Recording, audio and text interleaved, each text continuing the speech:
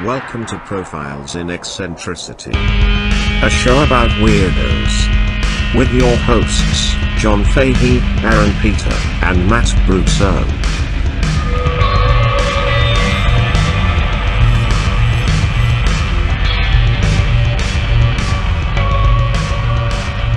Hello, folks. Welcome to Profiles in Eccentricity. My name is John Fahey. We are a show about weirdos. I am joined by the gorgeous birthday boy, Mr. Aaron Pita, and today's show is all about me. Yeah! We're profiling me. Yeah! I was born and then I'm gonna die. Next. A man somehow more beautiful than Aaron Pita, Mr.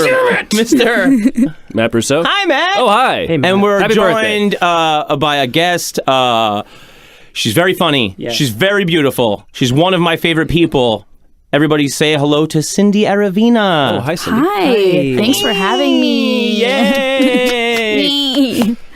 Cindy's gonna be doing a little profile for us, All right. and then Matt's gonna weigh in with some cheese. Oh, It's gonna be dank. oh, dank It's gonna be cheese. diggity dank. Aaron, we got any shit we want to talk about? Yeah. Well, March 9th, we're March doing, 9th at the Hollywood Hotel. Doing Heath and Randy. Yeah, live. Yes. Live seminar. Yes, yes. So that's like at 7 or something like that. Yeah. Probably 8. Our appearances on Bleak and Review, Matt's other show, number 3 and number 5, respectively. All time? All time. Wow. Who's number 1, 2, and 4? Aaron gets so mad. I don't know. Yeah. Matt, Yeah. no, it's Jeff and Jeff May, and Quincy Johnson. are number 1. And then, I don't know. you know what? Good for them. Good for everybody who does well. No, kill them and erase their episodes. Yeah. Yeah. Oh my God. You're right. Yeah. Mm-hmm. You're right. I know. We always needed a female perspective on this show, and now I'm glad. Yeah. Cindy, you do the Brouhaha podcast. I do. On this very network, I sure Unpopular do. Opinion, as well as the You Do What podcast. Yes, I do. It's very exciting. Yeah, if people out there, if you're not listening to those, you Stop have... being an idiot. Yeah, you have so much access. Come Yeah, on. Come on. I don't care. It's on Stitcher now. You have no excuse. Yeah. Has Matt, have you done an episode? Everyone in this room, minus Aaron Pita, has done an episode, but Of I You will... Do What? Yeah, I will get Aaron on. Oh, yeah. Aaron loves to talk about himself. I love to get on. You do. You love being... You're always on, baby. I smiled. Yeah, Aaron was smiling. We're going to go to that weird break room later. That's going to be fun. Oh, yeah, tonight. Break Room 86. If you're Yeah. listening live out there, NSA, Right. it's fun. Yeah. Michael Jackson impersonators, breakdancers, the whole 9. Yeah. It's going to be weird. Yeah. Where's this place? I don't even fucking It's know. like Koreatown. Oh, okay. I'm Yeah. not going to go because there's no parking. It's got weird secret entrances and shit. Yeah. It's pretty dank. Period correct cocaine. Really? Oh, it's like of the era. It's vintage. Yeah. Yeah. Heirloom. So let's get cooking. Cindy, do you want to kick it? You want to start us off? Yeah, let's do it. You just got some weirdo, huh? Yeah, he's... Spaz. I guess you could call him a spaz. I'm going to be profiling this guy from my hometown of Moore Park, California. If you don't know where that is, it's about 45 minutes north of Los Angeles proper, nestled between Simi Valley and Thousand Oaks. So if you know where those two places are, you're good. And this man, his name is Manny Asajarian. He was born, I think, in the 30s, and his family, they're like rubbish moguls. They Trash people. trash people, literal trash people. So Manny and his older brother Sam and their 3 sisters, they all used to help their father. He had a truck and they'd pick up trash in Venice, and the whole family would help to like bundle rags and newspapers. And they were basically like scavengers, but they'd do it like for money, because for Armenians in Southern California, rubbish cleaning, as they called it, that was a huge business.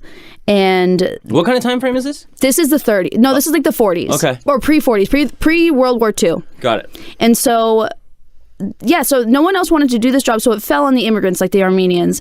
And competition in Los Angeles at that time was so fierce that competitors would burn down each other's trucks, and they fought over trash territory. Wow. Wow. Yeah. And like the Asadurian kids, they were like harassed at school for being trash people, and they didn't give a fuck. They're like, this is just a family business. Like they liked it. They thought it was cool. Sanitation. Yeah, sanitation. So in the 40s, Sam, the older brother, he was drafted into World War II. Manny stayed behind because he was just so young, and he was 12 years old at the time that Sam left.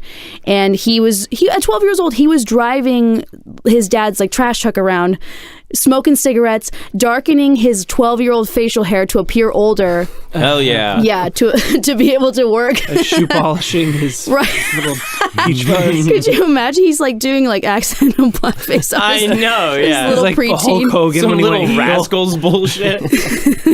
standing on his friend's shoulder in a trench coat. Heave the trash in. So around 16 or 17, Manny decided to leave Los Angeles just because it was so saturated already that he decided, okay, I'm going to go to the San Fernando Valley and start my own business out there. So he started GI Rubbish, which was named for the GIs from World War II. And it took off from there. He married at 19 his wife Gloria, and she would even help with the business. Like she would hoist trash into the truck. Like it was definitely like the family thing. And after his brother came back from the war, he also moved to the San Fernando Valley, started his own rubbish business called S&A Disposal. And let's see here. Oh, and then in the 50s, they merged into one company, and they joined a partnership with this guy named Louis Visco, who was known as the rubbish czar of the San Fernando Valley. Wow. Yeah. So, and they all took on the name GI Rubbish. And let's see. Oh, and around this time, the industry had a huge image problem. The LA police force was watching them because a lot of them had ties to the mob, and the Asadurians, they were not shy about being like, yeah, we're fucking tied to the mob. That like this is just what we do. Like they hired a man named Luigi Galfuso. No, he is into some shit. Some shit. Trash. Luigi Galfuso? Yeah, this was in the 70s that they were connected to him. Hell yeah. And by the mid 80s, Galfuso he was identified as an enforcer for the Milano crime family in Los Angeles by a U.S. Justice Department strike force on organized crime. Wow. In 88, he pleaded guilty to extortion conspiracy, narcotics conspiracy, and labor conspiracy charges. And littering. Yeah, massive amounts of littering. And he went to prison for a little bit.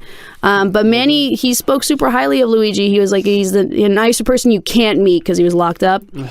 But now he's out of prison. He might even be dead now because Manny's dead. Spoiler alert, he dies, just like we all do. How was he buried? Just hoisted right into the trash, right into the GI Rubbish truck. Oh, okay. There's a quote from, I got a lot of my information from this 1995 LA Times article, which is like a plethora of information, and that's like most of what I know about the Asadurian family. Let's see here. He said, we was called downtown once and they had pictures of everybody and my pictures was up there. And they say, we know you know all them people. I says, yeah, but I don't know what they do. They just know I'm the rubbish man. Hell yeah. The rubbish man. Them guys never did do me no favors. Jesus, they are the little rascals. For real. He said, I never had a problem. Isn't that funny? I think if you're going to pull something, they'll help you pull it. But if they know you're not going to do nothing for them, they're not going to steer you into nothing. What? I don't know what he said. Yeah, but it's cool. Yeah, it sounds great. It sounds like someone you don't want to fuck with. Yeah. Yeah. So in the 60s, and this is like the whole like point of like why I brought him up, Sam and Manny, they moved to Ventura County, where I'm from. That's where Moore Park is. Manny was in his 30s at the time. They both sold their shares of the original GI Rubbish to Louis Visco, the guy that they founded it with. And he turned around and sold it to a larger business. Sam, the older brother, he bought a 22-acre plot of land in Moore Park. And Manny's like, oh, okay, I'll split that with you. So he took 11 acres of that, and he built his ranch called Mannyland. Yeah. Mannyland was this, it's like a miniature theme park basically from my hometown. And this was a place that I had heard of. When I first heard about it, it was like some classmate of mine. He was like, "Have you ever heard of Mannyland?" I was like, "No, what are you talking about?"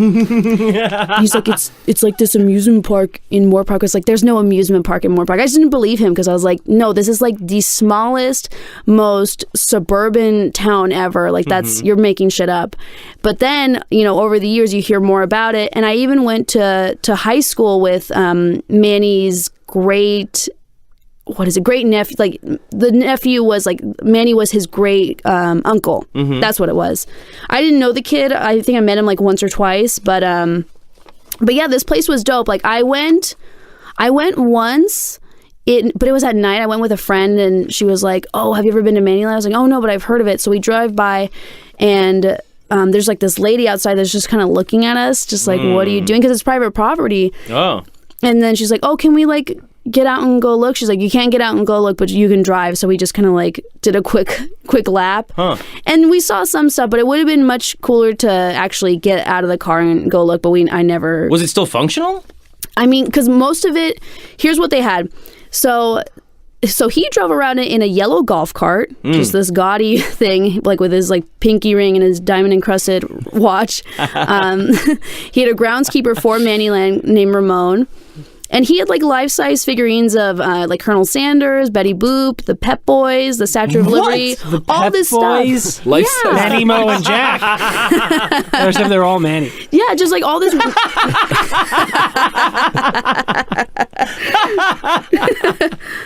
But like just it was very much like Pet Boy. The I don't know if you could call this like turn of the century, but like a Depression era kids like dreamland. It sounds depressing. Potato sacks like you wouldn't believe. It sounds unicycles so and tops. It's Pet Boys. What the fuck? Yeah, boy. But you gotta think like there are these cartoons. Sure. Yeah. So more yo-yos than you could shake a stick at. Depression era boy's dream. Because that's what he's from. Running water. But yeah, they had millions of dollars, and there's like a sign at the front of the place called "Welcome to Mannyland," and it was guarded by two 10-foot tall toy soldiers.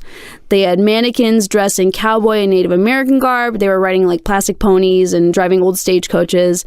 There was grass volleyball courts, a horse corral, an artificial lake stocked with catfish. Jesus. Yeah, a western town with its miniature saloon and general store. Oh, that's cool. Yeah, and also a miniature hotel with bunk beds where guests could stay. Weird. Yeah. Miniature? Guess? Yeah, 3 feet or under. Yeah. Children and little people. Tiny Westworld. Yeah. They even had like a little chapel that the family called St. Louise after Manny's mom. And they had a tiny Wells Fargo bank that was an outhouse. And Manny would joke. He says, I tell people that's where they got to go to make a deposit. I love shit jokes. Simple garbage humor. Yeah. But could you see how like this would be like an unbelievable thing to hear when you're growing up in this boring suburb? Yes. Yeah. Yeah, like I feel like this place would be more fit to be in like Burbank or Glendale, where it's like, yeah, it's weird, but this whole fucking town is weird. Yeah. Like the weirdest thing about like Moore Park, where I'm from, is that businesses just close down all the time. Right. Because I don't know, people just only want to shop at like 3 businesses.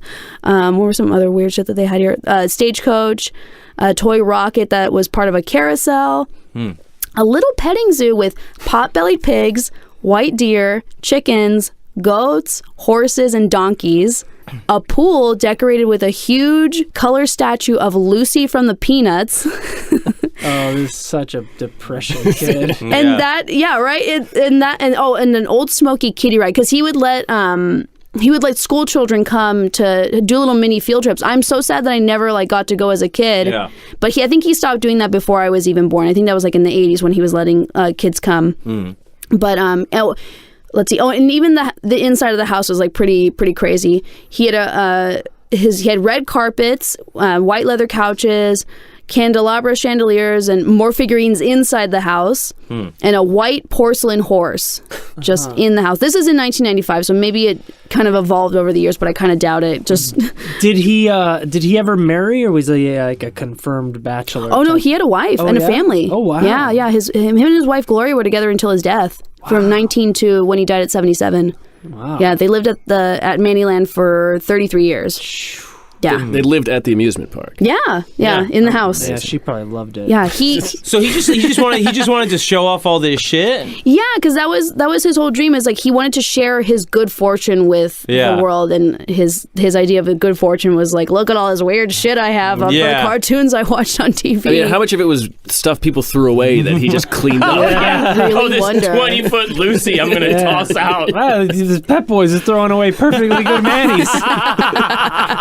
3 Pep Boys closed down in town. Yeah, you gotta wonder, like, did he acquire like the beginning of his collection at least from the stuff that he would haul away? Right. Yeah. I mean, I would assume Definitely. So. That had to be 100%. Had to be. Yeah. Absolutely. I like trash because it's like the piss of stuff. Yeah, John. But yeah, You know what I mean? he had pretty he had like pretty old taste too. Like, I think you'll appreciate this, Aaron. He had a 1979 Rolls Royce, Hey. a rare 1935 Cadillac limousine. Whoa. Yep. And a 1971 Volkswagen Beetle. Naturally. Right. That was in the trash. Yeah. Tragic. Monets, Picassos that people just threw out. Yeah. I don't need They're this throwing garbage. this shit away. Can you believe it? It's excuse me.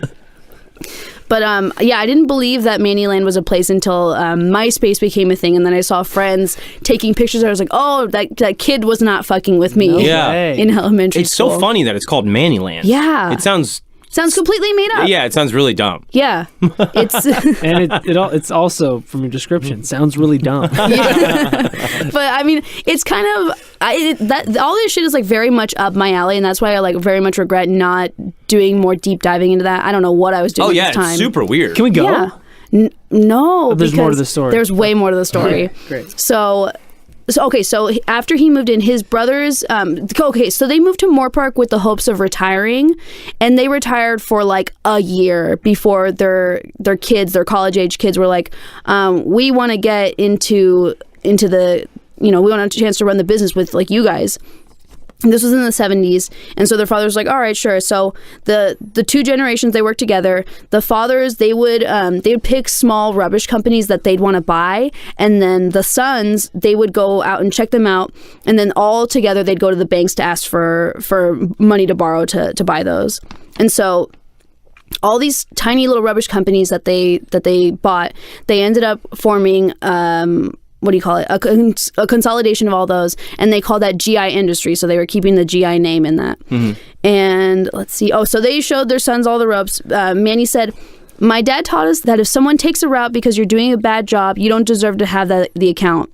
But if a guy goes and takes your job for a cheaper wage, you stay on the job till he comes around, and you beat the shit out of him because he lied to that customer." Wow. Hell yeah. But like they were super respected. Like they were known for being close with all their drivers. They knew all their names. They knew all like the drivers' families' names. Mm-hmm. They were good bosses. Mm-hmm.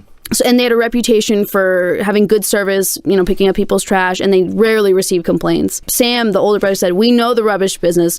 We know how to keep a town clean and make sure a company don't go on strikes or leave the towns messy or nothing like that." I love the way that they're quoted because... Oh yeah, they sound like fucking idiots. Yeah, there's nothing to do, nothing to that Yeah. day. What? Yeah, I can't help but read it in like a New York accent, but they're just like Armenians from Southern California. Yeah. But I think they might have been first generation Armenian. I'm not entirely sure. So in the early 1980s, they decided to take the company public to hopefully get more cash, even though they were already filthy fucking rich. And so their plan was to make $100 million by 1992. Yeah, very ambitious. Manny, however, said, "I didn't want to do it." He said, "The next thing I knew, I was chairman of the board," which I never heard of. Chairman of a board. I didn't even know what that meant. I'm a trash guy. I throw boards away. What the fuck is the chairman of the board? What a psycho. It's amazing. He said, they told us how much money we was going to make. We didn't need no money. I had everything in the world. I had every kind of car. My home was built. We was running a lot of horse races. We had everything we wanted. I got Mannyland. Listen, we had everything we wanted. Yeah, that's probably more likely. We had Rolls Royce. Yeah, bro. We had Manny and Manny statue. We had Lucy. We had everything, man. There were like chickens too. Pet the chickens. So many chickens. If anyone from Glendale is listening, I'm so sorry. This is my chicken Zanku. Oh my God. It's funny. It's okay. It's fine. It's fine. They're the one white people we're allowed to make fun of. Yeah, and dirty Irish folks like John. Yeah. Absolutely. No, those are trash people. Yeah. Oh my God. Ugh. Those are some real rubbish people. Rubbish. But he was talked into it by his older brother Sam, because Sam said that the company going public would lift a huge burden from the family. They wouldn't have to do as much work for it. They could just kind of sit back and watch the money roll in. But this is what they all said, that they were hoodwinked and hobbled by Wall Street types who seduced them with visions of untold riches. I think that's LA Times speak for what they actually said. I don't think they were saying it that way. No, definitely not. But I mean, how hard is it to hoodwink these guys? They don't know what the chairman of the board is. They're just rolling in the dough buying like these weird ass figurines they find on the side of the road. The guys from Wall Street would really be like, dude, we found these dudes. They're retards. And they have like $100 million. Let's hoodwink them. They used that legal term hoodwink. Yeah. Listen, am I being hoodwinked right now? Okay, so creditors and attorney represent. Okay, so they had to file bankruptcy eventually, and I'll kind of go into how that happened. So the creditors and trustees that were representing the bankruptcy trustees said that the Asadurians may have had trouble distinguishing what belonged to the publicly held company and what belonged to the family, and that they allegedly sold off company assets and routes to family members at reduced prices. So there was like some shady stuff going on, according to this article. Yeah, and according to a report filed with the court, Manny and Sam and their sons were ordered to declare bankruptcy in 1992 to pay back $200,000 for company accountants alleged issuing some purchase orders for equipment that never existed, allegedly. And then the family, in response to that, were saying that there was no wrongdoing, that they paid the money back, and that they were shocked about this allegation. And before that, even they were accused from the electric company of siphoning off electricity to the ranch for 18 years that came out to $300,000. How does that work out? I don't know, man. Listen, man, the carousel did not run itself. It's spinning and spinning. Yeah. You need to put the juice. They should have just put that little pot-bellied pig on a wheel. You're right. Make them run. Burn those calories off. Oh, that's so funny. So they, by 1989, they were super deep in debt, and they were trying to sell what GI happened Industries. to the $100 million? Like these debts sound Mickey Mouse compared to the money they were making. Yeah, I tried to find out more information on like what exactly happened, like between like them going public and just having to basically sell the company. I don't even think they know. They probably don't. Yeah. No, They got hoodwinked. It kind of sounds like maybe they were still tied in with the mob, because I live with two people. No, I actually live with three people that are also from Moore Park. My boyfriend Chris and my roommate Cody, and we have another roommate that's also from there. And I asked him, I was like, fuck them, don't even tell them. I was like, hey, did you guys ever like know like the Asadurian kid or like go to Mannyland? And they were like, no, I don't know anything about that. I was like, God damn it. But my roommate Cody's like, oh, I heard that they were in the mob. I was like, they're not in the mob, they just knew the mob. They took out the mob's trash. Yeah, duh. Yeah, the mob is always involved with trash. Yes, yeah, well, where else are you gonna put the bodies? Yeah. Yeah, it's very easy. I think like even now, like it's still like in Long Island and stuff, it was kind of just basically like common knowledge that there's some mob involvement in all of the trash. Yeah. All of it. At least a little bit, and it just kind of spread across the country that way. Yeah. So, okay, so they were looking to sell the GI Industries. They borrowed $4 million from a company called Western Waste in exchange for a pledge of the family stock. And then when Western Waste came to collect the debt later, they were threatening to take their home and their property if the payment wasn't made. And that's when they decided, okay, we're going to declare bankruptcy. And so without the family's guarantees, the Western Waste was also forced to declare bankruptcy. And the representative for Western Waste said, the Asadurians have personally benefited from the position of trust in complete disregard for the interests of shareholders. And so they were saying, like, okay, these guys were just trying to line their own pockets. And Manny's like, why would we, pledge our homes and stuff if we were trying to hoodwink? Yeah, like to hoodwink. And so in like the bankruptcy case in court, like he was like getting all mad at the people from Western Waste, just like this is what Manny said. He said, I went up to the guy and called him every name in the book. I said to him, how could you keep calling me a crook, you crooked bastard? You never tell the truth. Manny said that he had to be held back by his attorneys in these bankruptcy hearings. Yeah. Because that's like how mad he got. He said, I can't go to court anymore and listen to them lies they say about me and my family. And because of this bankruptcy case, Manny's friends were saying like, oh, you shouldn't even be driving around in like your gaudy Rolls limousine with your Manny license plate. And he's like, what am I gonna do? Lie? Pretend I don't have any money? Yeah. He's like, I already bought this shit. Of course I'm gonna use it. All this past gonna throw it in the trash? Yeah. Yeah. I got a miniature hotel. Yeah. Bunk beds. If I throw it away, I'm just gonna pick it right up. Be right back. I gotta take a shit at the bank. Oh, and there was a small controversy. This was like when the article was written. He made a $3,500 payment to Moore Park Councilman Scott Montgomery while the councilman was voting on some city trash contracts, and that led to a criminal charge against Montgomery. And he then resigned from office, and they had a falling out because of that. And I think in the article, I forgot to copy this over, he was like, if I had known the money was going to cause a problem, I wouldn't have given it to him. Honest. Yeah. He's just so matter of fact with all this stuff. Just like, yeah, I'm with the mob. Who gives a fuck? Yeah. And so, yeah, so that was all like the information I could really find about that, like between 1995 and he died on November 25th, 2008. I'm not sure how he died because there was just no information. Just because it's a small town, like that's not going to be huge news. Yeah. But in his obituary, probably been huffing garbage his whole life. Made him crazy. The lead paint that was used to paint the Pep Boys gets on your hands, gets in your face. But people said nice shit about him on his obituary, that he would lend money to people that were short on rent. He'd help out like small businesses around town. He was known by everybody. I didn't know him, but. Yeah. For people that were in Moore Park for a long time. And he even tried to like tip the people that were taking care of him at the hospital in his final days. So like there was good things to be said about him. He gave to charity, like the whole business gave to charities. And I think this guy sounds awesome. Yeah, he was probably a blast. Like, yeah. Could you imagine parties like at Mannyland? Oh, right. It was probably so much fun. Yeah. Yeah, probably so much blow. Doing blow of Betty Boop's titties. Yeah, probably. Betty Boop's yeah.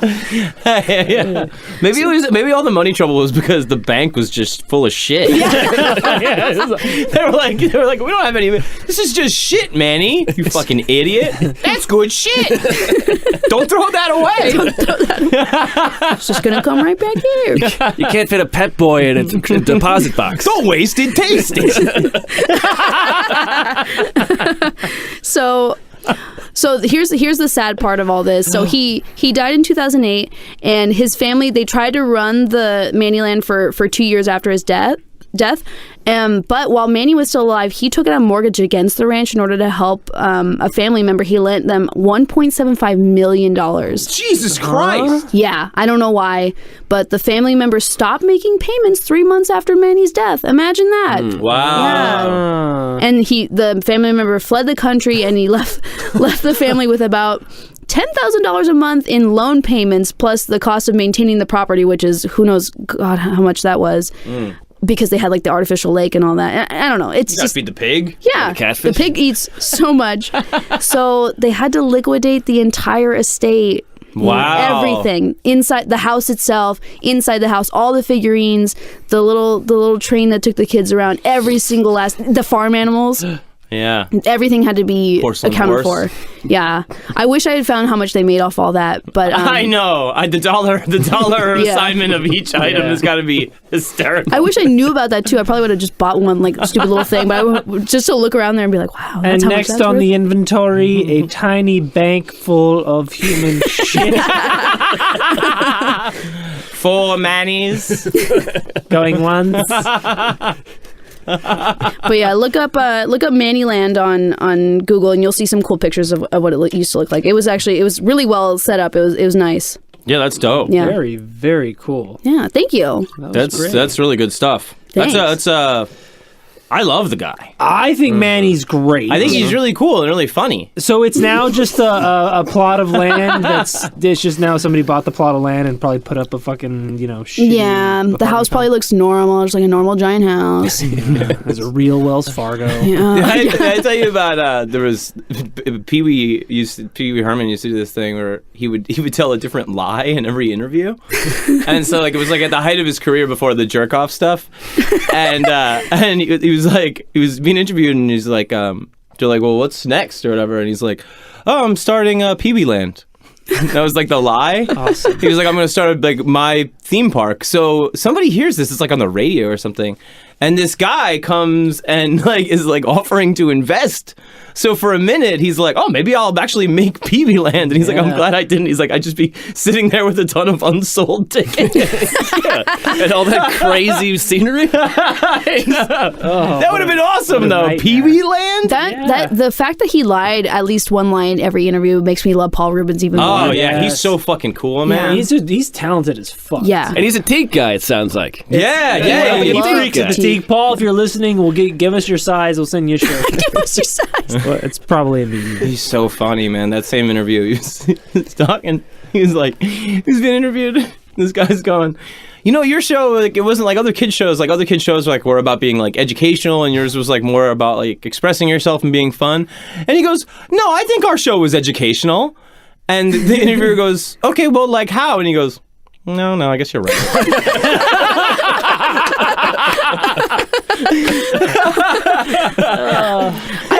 It's like total defensive, and then he's like, what are you talking about? Good point. That's so funny. I feel like maybe though he might have just also been like freaking out on purpose, like didn't actually feel offended because like he was best friends with Phil Hartman, like, and he was like a total jokester at all. Yeah, Phil Hartman was like when they were at Groundlings together. He was telling Pee Wee, he's like, you got to just stop doing this one fucking thing. All you're doing is this one thing, and you're not using like your instrument. Like you're more talented than this. And he was like, and I just couldn't explain to Phil how sure I was that this was my thing. Yeah. But then Phil ended up helping write the movie and, the show and all that fucking shit. Getting murdered. Yeah. Yeah. So who's laughing now? Nobody? I don't think it was about that, dude. He tried. Checkmate. What are you talking about? That's exactly what it was about. You saying Paul Rubens killed Phil Hartman? You heard it here first, folks. Oh my god, that's like Rad's theory about Patton Oswalt killing his wife. Oh my god. So He has talked about that so much to the point where when I see an article headline about Patton talking about his wife, I'm like, oh, well, he killed her. And I'm like, no, that's not true at all. You now it's see so through that fucked lens up. forever. So Pat, that Rad started that shit like on Reddit and stuff. No. He was taking it. He got banned by. Rad is blocked by so many celebrities. It's so funny. But It's insane. But he was talking about. Me and Cindy and Chris and some other people were talking about all these celebrities dying from fentanyl. Yeah. And shit. And Rad had started the conversation first by saying that Patton's wife. He was like, all you guys said that Patton killed his wife. I never. He's like, look, here's the toxicology report. And we're like, you're the only one that ever said that, ever. He's like trying to gaslight us that we said it. Yeah, so then we go on, the conversation goes on to talk about like Prince dying from fentanyl and like a whole bunch of other people, and Cindy is like, yeah, it's so sad, and then Rad goes, yeah, Patton killed them all. I remember that.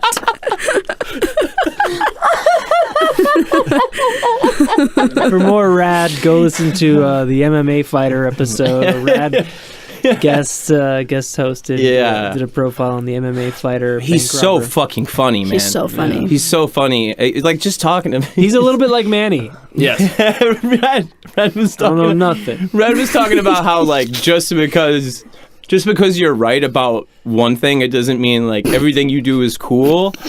And he That was was such a thing he would say. Yeah. So like, I don't remember the exact discussion, but he goes like, he's like, it's like Hitler passed the first anti-animal cruelty laws in Germany. He's like, doesn't mean you should put his face on shelters and shit. Well, there goes my new bill. Yeah, I think we should have Hitler's face on all these animal shelters. Fuck. Matt, I want to talk about cheese, bro. Oh, baby. Oh, cheese talk? Oh. Uh-oh. About a cheese. Let's I'm cheese getting it hungry. up. Ooh, I know how much you love milk jerky. Gross. We'll talk milk jerky off air. That's what cheese is, guys. What? Cheese is milk jerky. Milk jerky. How do you mean? Think about it. Yeah. Is this another Paul Rubens killed Phil Hartman? It's milk jerky. Try it out. Try it out. I'm sorry. I'm only interested in Do I really have to explain it? No. Well, it's- the cheese expert gets it, but it's your birthday. We'll give you a break. No. Go ahead, Matt. All right, folks. I'm so pissed. I'm going to open with a slightly related anecdote for my story. So we know the Thomas Jefferson character, right? Civil engineer, expert in anatomy, architecture, anthropology, physics, mechanics, meteorology, navigation, ethnology, botany, geography, slave owner, slave fucker. Let's not forget that stuff. That's right. Also, some say the father of American archaeology. Dude loved mammoths. Mammoths. Obsessed with mammoths. Huh. They were actually, it turns out, it was the American mastodon. They didn't know at the time. But he loved mammoths. That's what they called them. Did he ride him back then? Not that old. I know. He fucked them. That was the United States. They were slave mammoths. In the United States, we have a history with mammoths. You know? Do we? Or mastodons, as they're known now. Great metal punk band. Metal Metal punk band. In 1705, a molar the size of a fist was found in New York. And so we thought giants. Obviously, New a York giant's Giants. tooth. Right. That was the first thought. And then similar teeth were found in South Carolina, and the slaves were like, "No, it looks like an elephant's tooth." Ah. But still, we had this. Clearly, there was something big here. But outside in Europe, they viewed America as kind of a shit podunk country. Trash people. Trash people. As Greg Proops said, that people showed up with buckles on their hats. not like they sent their best and brightest. It's so true. They sent their Jesus freaks. Yeah. Pretty much. And they're prisoners. Yeah. Yeah, get out of here. But in the 1700s, there was this Frenchman named Jean-Louis Leclerc, Comte de Buffon, also known as Buffon. And he was a scientist and a historian, and he published he had this 36-volume Histoire Naturelle, which was history of nature, or natural history. And the 5th volume, he put forth this theory, the theory of American degeneracy, which said that anything in America was weak and infantile and would never grow big. And he said, they'll never have elephants like the African elephant. And they'll never have people like Europeans. Look at those Indian savages. They can't even clear the swamps. No wonder they're so weak. What the fuck? He obviously said it with a dirty French accent. Yeah. They're so weak. And this is something that, this is one of the reasons why Jefferson was obsessed with the mammoth, because he thought America is huge and great and big. Yeah. And if I can prove that there are giant things here, then I can disprove this theory. And he was a Francophile, too. He really loved the French. Yeah. So maybe he was trying to impress these French broads. Yes, certainly. Well, our teeth are just as... That's not how he sounded. Well, one thing he said, look, we go... Well, our teeth are just as big as that African elephant. What the fuck? Where were you going with that impression? I'm sorry. I can stick to Armenian. But to finish this anecdote, so... The water boy Jefferson. So Jefferson was a very fact-based guy. So when he went over to France, he brought the biggest bear he could find, the biggest bear skin, the biggest... He just brought it? Well, he's the skin of it, the biggest leopard skin he could find. Okay. And so with this mammoth, he's like, we got big things here too. And this was his whole thing was data and numbers. And meanwhile, there's this story of Ben Franklin. They're sitting at a table, Frenchmen on one side, Americans on the other. And this Frenchman, this guy, Abbé Raynal, he's saying, you Americans are so weak. he's suck. You suck. He's expanding on this theory of the American degeneracy. And Franklin does this very Franklin thing. He says, well, how about this? Jefferson's 6'2". This guy, Abbe Royale's 5'5". And Franklin goes, how about this, folks? Let both parties rise, and we shall see on which side nature has degenerated. And this, I think, goes into a larger myth about how America's always felt like we have to prove we're giant and we're like the greatest thing on earth. Like Oliver Wendell Holmes said, America can outsail, outrun, outfight, and checkmate all creation. And he was right, because we built nukes and killed 100,000 people with a bomb. I mean, I just think the whole thing is pretty dumb because, I mean, you could say that America sucks in a lot of ways, but one thing we definitely got going is big shit. Yeah. Right. Always have been. Yeah. So it's a very flawed theory. Maybe that's where it started. Right, but we've always felt like we had to prove ourselves to Europe that we were bigger and better than them. Yeah. And that brings me to some cheese. Yeah, dude. Oh, naturally. fuck. I love. To me, it's milk jerky. Hey, I've heard a lot about that. hey. Oh, I totally get it now. Yeah. Makes sense, right? Makes complete sense. Hey, and if you like that, Paul Rubens killed Phil Hart. Valid theory. Aaron, what were you saying earlier? Who cares? Fuck. All right, let's get into cheese. 1801, Cheshire, Mass. The cheese-making capital of America. Kind of. It was known as a cheese-making city or town, just like the Cheshire of England, which was also its namesake. And Jefferson was elected in 1800. And in 1801, the Baptist elder John Leland, he had an idea. Cheshire was one of the only Jeffersonian cities in Massachusetts. Massachusetts went for John Adams. Only one man in Cheshire voted for Adams. Everybody else voted for Jefferson. There was a Baptist town. They were a Democratic Republic. Everybody else in the state were Federalists. And it was a tough time for Baptists. Baptists were being thrown in jail. They were being beat up. And but Jefferson was was very pro separation of church and state, very pro freedom of religion, going so much as to say it does me no injury for my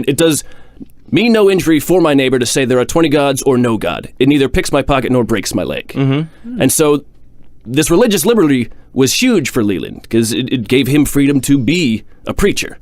So in Jefferson's honor, as it was a cheese-making city, he said, we will make him the biggest cheese we can. Oh, big cheese. Yes. So Big government cheese. big government cheese. I'm a small government cheese guy. Yeah. Try it out. So, Try it out. Cheese jerky. I mean, milk jerky. they didn't have a press big enough to make it, so they took a cider press and they warped it to make a cheese press. If you want, at the end of the episode, I'll give a walking tour of the great Cheshire cheese press, but not now. Okay. No time for that. They made a piece of cheese that was 4 feet in diameter. That's from one end, straight a line across to the other, and 18 inches tall. It weighed 1,200 pounds. Jesus Christ. And for their thing, they said no Federalist cows contributed any milk to this. There are 900 cows in town, and we only use the Democratic Republican cows. Fucking right. And he said no Federalist cows, lest it should leaven the whole lump with a distasteful savior. Wow. Or as we say now, pew, pew, pew, pew. Yeah. Shots fired. And he also said this was the greatest cheese put to press in the New World or old. Wow. So take that, Buffon. Yeah. Yeah. And on the What kind of cheese was it? It was just generic cheese. I never found a thing that said specifically what cheese it was. And on the side of the cheese... American cheese, bro. Oh, a cheese product. On the side of the cheese, they put a motto that said, Jefferson's motto that said, rebellion to tyrants is obedience to God. Huh. This cheese was immediately mocked by the Federalist papers. In fact, one of them called it... with their big fucking cheese. Yes. Oh man, they shredded cheese. One of them called it a monument to human weakness and folly. And one newspaper coined the phrase mammoth cheese. And that paper was the Hampshire Gazette, my hometown paper. Hey, now we're talking. This was the first use of mammoth as an adjective in the history of the world. No way. Because of the mammoth that had been dug up a couple years before in New York Interesting. that Jefferson was obsessed with. Yeah. Now, this backfired because people loved using the phrase mammoth. Soon there was mammoth bread, mammoth veal. Everything was mammoth now. Mammoth veal. Someone sent a giant hunk of veal. It's a mammoth veal. Yeah, it's just a cow. Yeah, from live cow. Now, this thing was so big, they were going to ship it in spring, but it was too heavy. So they had to wait till winter so they could drag it on sleds. It's so dumb. So what they did is they dragged it on sleds to the Hudson. And on the way there, they would stop in towns, and Leland would proselytize, and everybody would come running to see the giant cheese. Oh, yeah, I would go Oh, see they the didn't cheese eat right it? now. No, they could not eat it yet. It was for Jefferson. Oh, okay. It was made okay. for Jefferson. All 1,200 pounds. Yeah. Jesus. One writer, Jesus. seeing It's this, cheese. he said, "My eyes were favored with a view of a ludicrous procession in honor of a cheesin' god. A cheesin' god? What added to the ludicrousness of the scene was the sight of an ambassador of God running and puffing with a cased flag to ornament and grace the idol tree." Good God. Hey, they like words back then. Come on, come on. Feast your eyes on the great cheese. So during this whole trip, Leland became known as the Mammoth Priest. And so they brought it to the Hudson. From there, they took a sloop to Baltimore, put it on a wagon, and brought it to D.C. Is a sloop like a ferry? Yes. Okay. There, it was brought to the White House, and the White House put out a banner saying, "The greatest cheese in America for the greatest man in America." Arguable, but That'd be so weird. If I'm Jefferson, I'm like, you hear about these guys bringing me this big cheese? Giant yeah, thing of because cheese? they probably didn't know about. I mean, unless someone wrote him a letter. But how would he have known about this cheese? Well, that they put up the banner because someone had come to them earlier and said, "There's a big hunk of cheese coming." Yeah, And in a week's time. so it shows up in December, on the 29th of December. Now Jefferson, he doesn't like as president getting gifts. He thinks as president you should not be cheesy. given gifts, Nice. because it's almost kingly. And Right, so, yeah. So Jefferson, he says, well, instead of this being a gift, I'll give you $200 for it. Today, that comes out to $3,800. Fuck! Yeah, he's just $3,800. but here's some bills. And so Jefferson's like, I need to get rid of. I need to get rid of this cheese. Yeah, big time. So they brought it out. Anytime they had a public ceremony, they would bring the cheese out, and people could chop off a hunk of cheese. Yeah, the Yeah. slaves didn't get It probably any. got so gross. It sat there for 3 years. Oh my god. Oh my God. And by the end of its life, the description of it was, this is the only description, quote, "very far from being good." In 1805, no one's quite sure. Either it was finished at a reception or the rest of it was thrown in the Potomac. Yeah, dude, get that out of here. Imagine the color. Oh my god. But you kids were just like, we're eating the Jefferson cheese again. Mom, I caught a. Oh, it's just cheese. And the Pope! Yeah, and the Pope. I like that. This is that with some Steel Reserve. Oof, Paul, wash it down. This is not the last case of presidential cheese, though. Uh-oh. What? 1835, Sandy Creek, New York. Colonel Thomas S. Meacham, he says, "I love this Andrew Jackson guy. I know just how to celebrate him."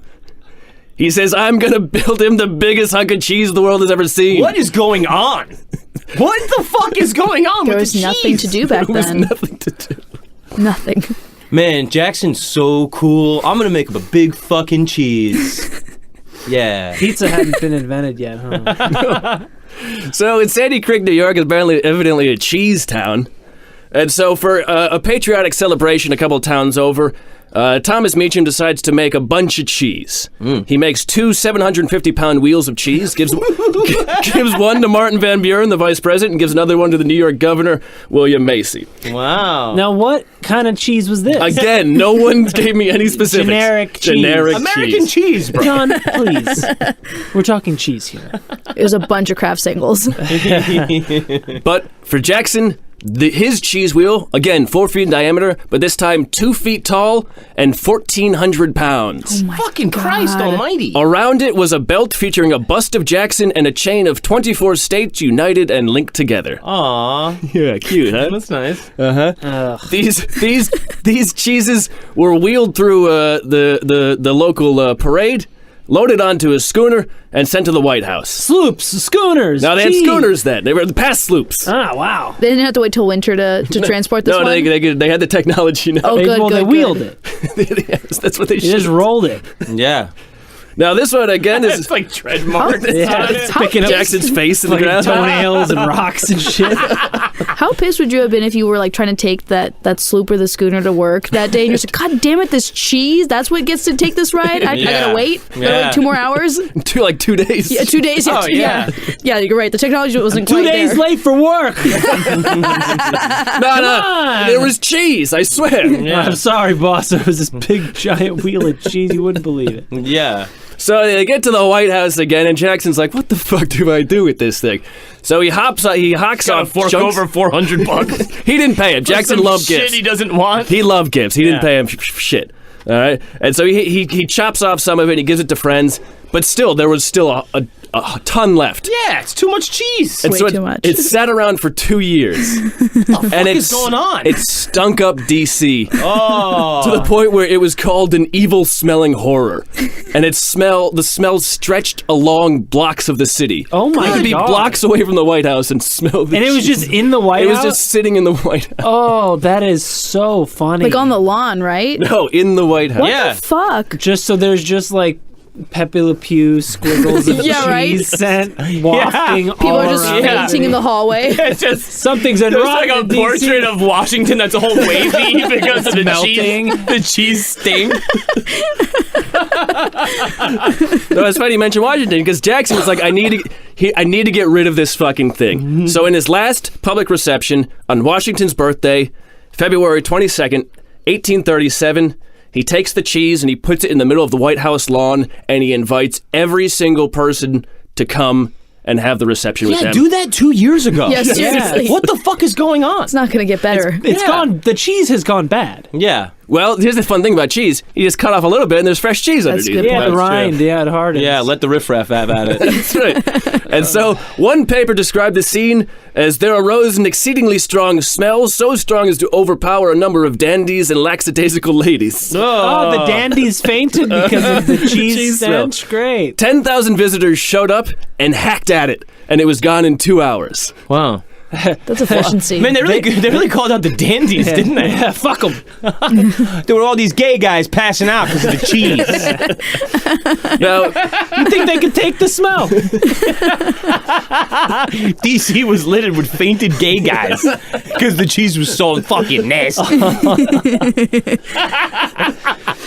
okay, now I was wrong. It was not in the White House lawn because this owes to the next description. This is from this man Benjamin Perley Poor in his 1886 book Reminiscences of 60 Years in the National Metropolis. And he writes, this is his description of the event.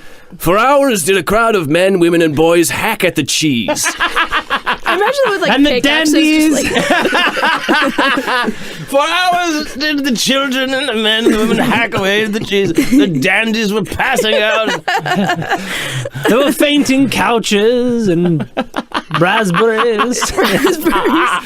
He goes on to continue, many taking large hunks of it away with them. When they commenced, the cheese weighed 1,400 pounds and only a small piece was saved for the president's use. The air was redolent with cheese. The carpet was slippery with cheese. Oh, dandy. Why is that so gross? The carpet was slippery with cheese is fucking nasty. That's disgusting. It sounds like the White House was not the place to be. oh no. You sleep outside God, it got burnt down a few years later, right? The War of because 1812. of the cheese smell. Yeah, that's what they came. I burned this place to the ground. It smells like Frenchmen. shit. Even the French visitors couldn't take it. He goes on to say, and nothing else was talked about at Washington that day. Even the scandal about the wife of the president's Secretary of War was forgotten in the tumultuous jubilation of the great occasion. Wow. The scandal was the Petticoat Affair, where John Eden, the Secretary of War, married a woman who happened to be the mistress of every powerful man in Washington. Huh. He later resigned. Wow. Now, that doesn't end the cheese story there. Good Christ. Martin Van Buren took over the presidency. He entered the office. And he's got his own cheese. He did. Did he bring it? He auctioned it off. Oh, But he enters the House on March 4th, 1837, and this is what a Massachusetts senator's wife wrote about the state of the White House after that. She wrote, The White House has been put in order by his president occupant Everybody, thank and you is for vastly dealing improved. with me and Van my... Buren says he had a hard task to get rid of the smell of cheese. We love you guys. Have a good night. And in the room where it was cut, he had to air the carpet for many days, to take away the curtains, and to paint and whitewash before he could get the victory over it. Oh. He has another cheese like that which General Jackson has cut and says he knows not what to do with it. What a foolish thing for a man to have made such a present to him or anyone else. So Van Buren auctioned off all the rest of the cheese. Yeah, get it the fuck out of Picked here. out bits of cheese You gotta, from the carpet. imagine you're president, you gotta clean a car, you're like, fucking cocksucking I won the cheese. fucking election. I gotta pick out cheese curds from the drapes. Bullshit. Whole place stinks! The free world's fucking cheddar everywhere. It's foul. That's good stuff. That's the cheese story. That's really good stuff, Matt. Thank you. I wanted to share a really dumb thing. It's Aaron's birthday. Hey! So I wanted to talk about something really nasty. Oh hell yeah, cheese and trash and piss. Yeah, it's sorry, I gotta look this up real quick. It's so I got really into this thing of porn by country. You know?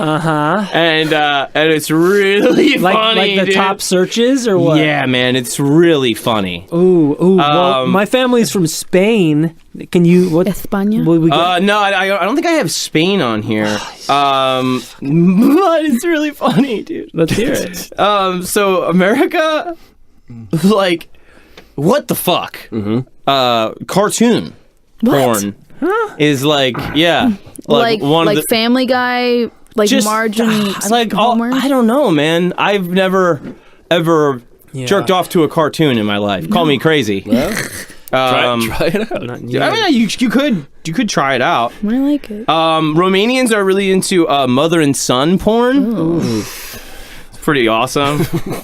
Syrians are really Syrians? yeah. Not getting bombed porn? Yeah. General peace, General tranquility. peace porn? Well, no, this is great. They're really into ant porn. They're not your Aunt. mom. Yeah, we want the ant. And then other big searches are dirty scat and feet slave.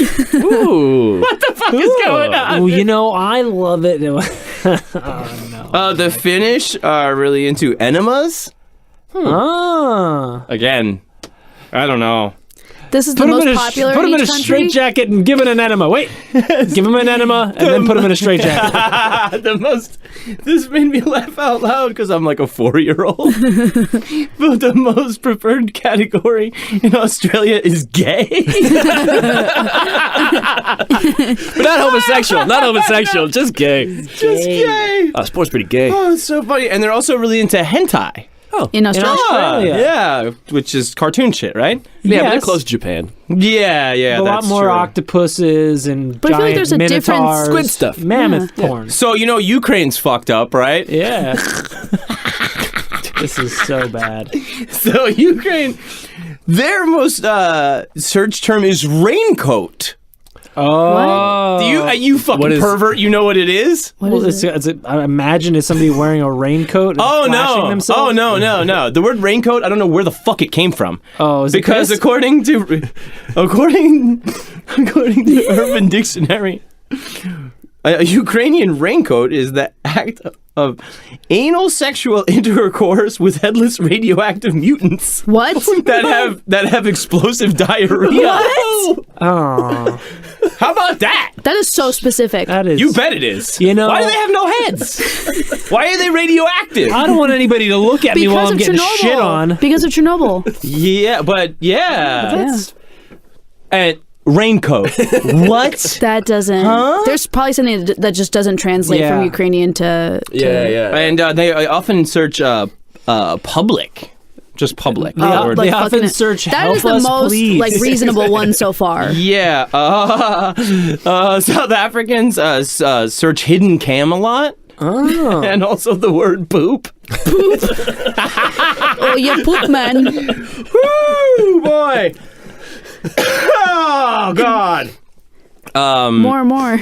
Russians love both teen and mature. That's But fine. nothing in between. No. Like a 30-year-old girl is nasty. Yeah. Well, the right one can play both. Indians are very into Bus rape. Jesus Christ, Aaron. I'm sorry, I'm getting political. Stick to the cheese. They're really into lesbian stuff. Oh, that's Funny enough. Iranians, Iranian. these fucking weirdos. Check this out. Please, it's Iranian.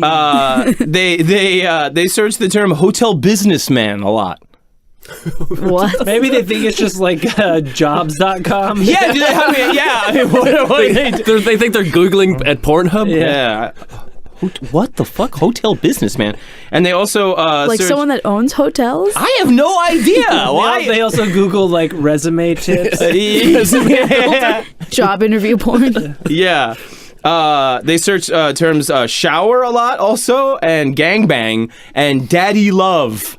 What? Oh, like leather daddy? Daddy love. maybe? Daddy love is weird. Isn't that I was thinking of dude love.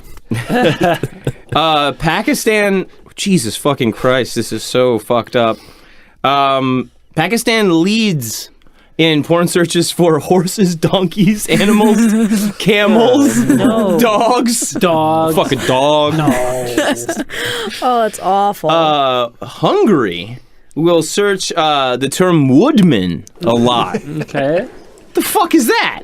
That's Pierre Woodman. I'm serious. That's a guy. That makes sense. Wait, what? Yeah, What? Pierre Woodman is like a porn producer guy. He's this greasy porn producer out of France. What kind of porn does he do? Greasy. Oh, greasy? Like oiled up? It's pretty gross. Yeah, it's just like straight up interview with the woman, and then usually Woodman casting. yes. Yeah. Oh, okay. check it out. And they also in Hungary they also like mom and son and scat and latex and bondage. Everybody loves shit, huh? Yeah, what the fuck? Hey, it's a human thing. Venezuela. Taboo. Hey. This sentence again, so funny. In this country, gay porn is really popular.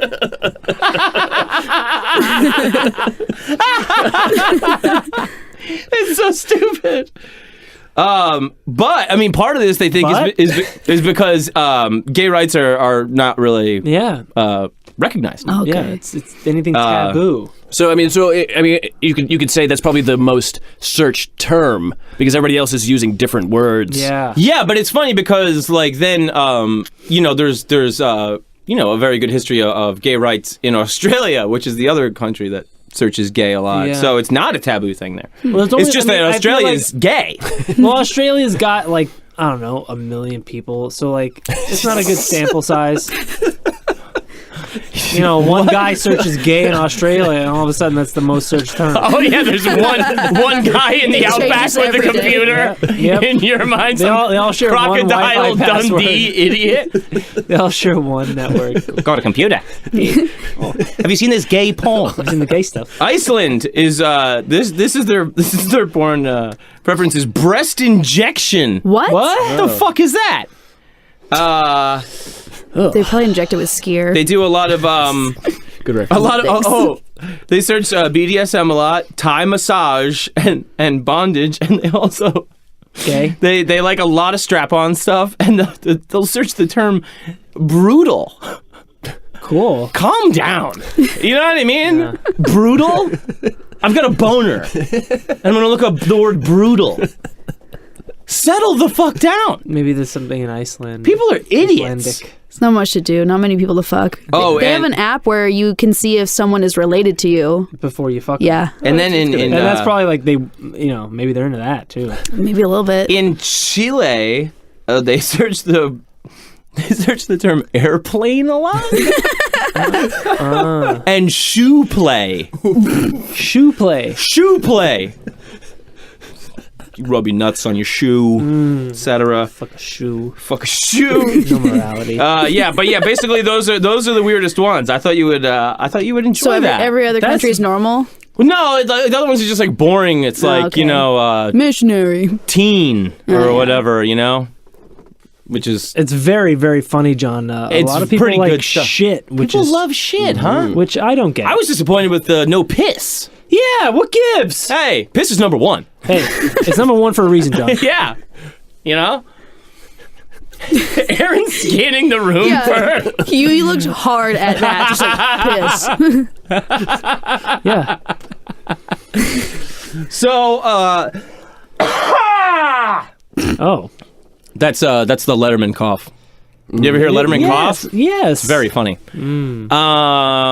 That is our show, gang. That is our show. That was a really weird show. Trash, cheese, shit, and piss. That's us. That's it. And Yeah, gay. it was good. You guys did great. Those were really great stories. Be careful out there. It's put on your raincoats.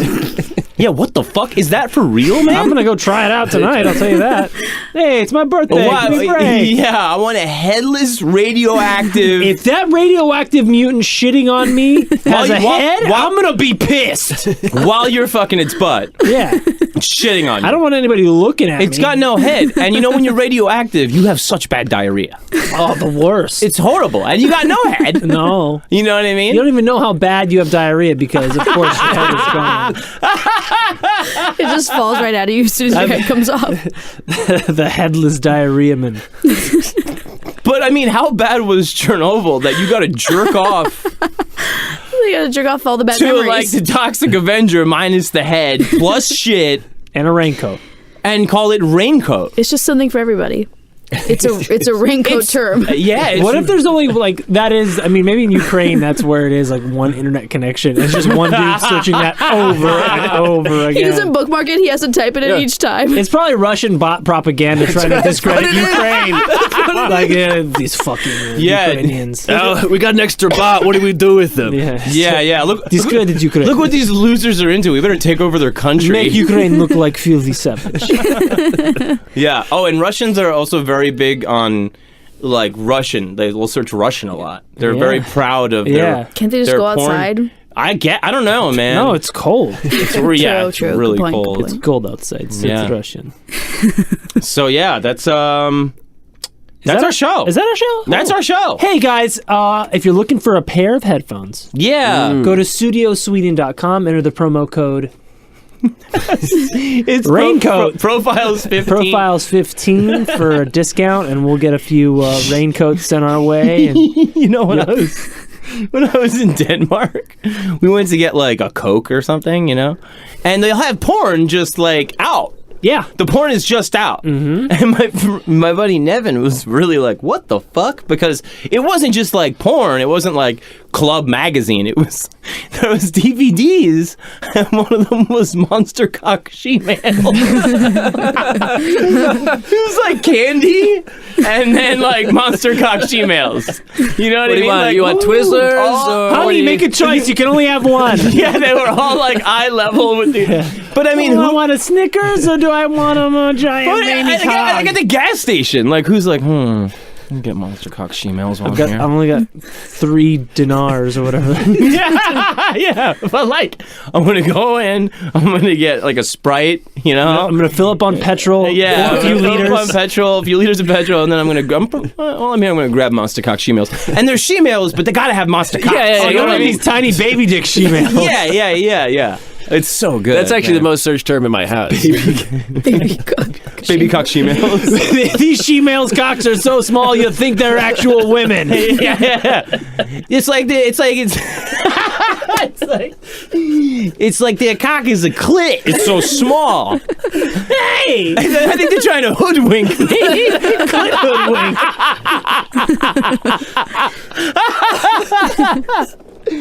They say it's not a cock at all. It's just a huge clit. Fuck this. Don't waste it. Taste it. Try it out. Good night, everybody. Love you, everybody. Cindy, thank you for being our guest. Thank you, Cindy. Love you very Go much. check out Having Cindy me. online at Cindy Aravena Jr. on Instagram and Twitter. Yeah, and listen to Brouhaha and listen to You Do What on the Unpopular Opinion. Only on the Unpopular Opinion Network. and go Nowhere listen to our else. episode of Bleak and Review. Yeah, get the listens up because Come on. Aaron is pissed off. Oh, It's his I'm so birthday. pissed. It's his birthday. We love you guys. Good night. Bye.